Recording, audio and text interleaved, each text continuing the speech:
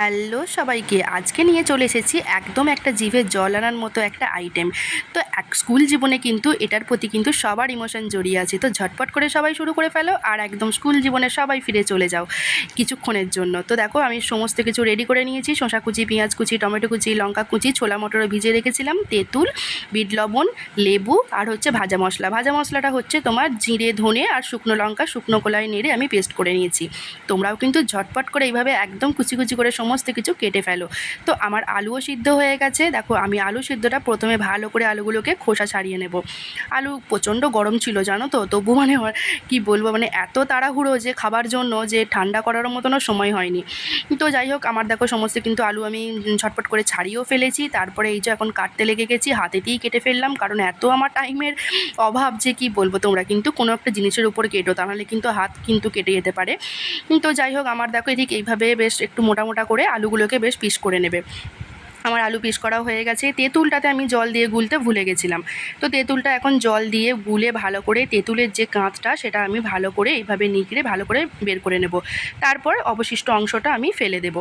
তো দেখো আমার কিন্তু সমস্ত কিছু রেডি হয়ে গেছে। তারপরেতে একটা পাত্রের মধ্যে যে আলুগুলো কেটেছিলাম সেটাও নিয়ে নিলাম। এর উপরেতে শসা কুচি, পেঁয়াজ কুচি, টমেটো কুচি, কাঁচা লঙ্কা কুচি দেবো। কি সুন্দর দেখতে লাগছে তাই না? দেখেই যেন মানে একদম কি বলবো, মানে একদম জিভ দিয়ে জল চলে আসছে।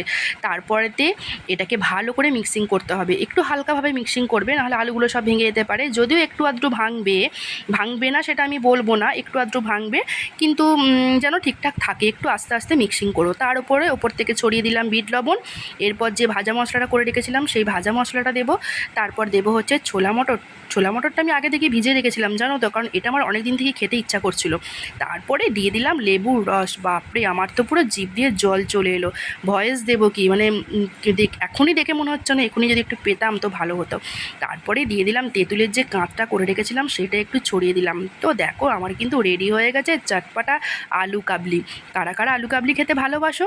তো ঝটপট করে তোমরাও কিন্তু বানিয়ে খেয়ে ফেলো। তারপরে দেখলাম বাড়িতে রয়েছে একবারে শালপাতার তোমার প্লেটও রয়ে গেছে। ও বাবা, সেই স্কুলের সামনে কাকু দিত না যে শালপাতার মধ্যে একটু আলু কাবলি আর ওপর থেকে তোমার ছড়িয়ে দিত একটুখানি সেও ভাজা।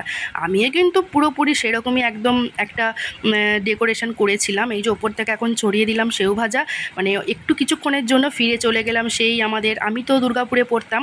তো যারা যারা দুর্গাপুর স্কুলে গার্লস স্কুলে পড়তে তারা তো, আমরা তো সবাই খুব মানে মস্তি করে খেতাম এই আলু কাবলিটা। তো যারা যারা খেতে তারা তারা আমার ভিডিওটা দেখে একটা লাইক করে দিও। আর তোমরাও চিন্তা ভাবনা করো যে আমরা স্কুলে কীভাবে খেতাম আলু কাবলি। তো তোমরাও কিন্তু বানিয়ে ফেলো। তো আমি আমার বরকেও দিয়ে দিয়েছিলাম, তারপরে আমিও খেয়ে নিলাম। জাস্ট ফাটাফাটি একটা স্বাদ হয়েছিল। চলো আজকের মতো এখানেই শেষ করলাম। তোমরাও একটুখানি খেয়ে স্বাদটা নাও কেমন হয়েছে। আর যারা যারা নতুন বন্ধু আছো তারা কিন্তু পেজটা ফলো করে দিও। ধন্যবাদ।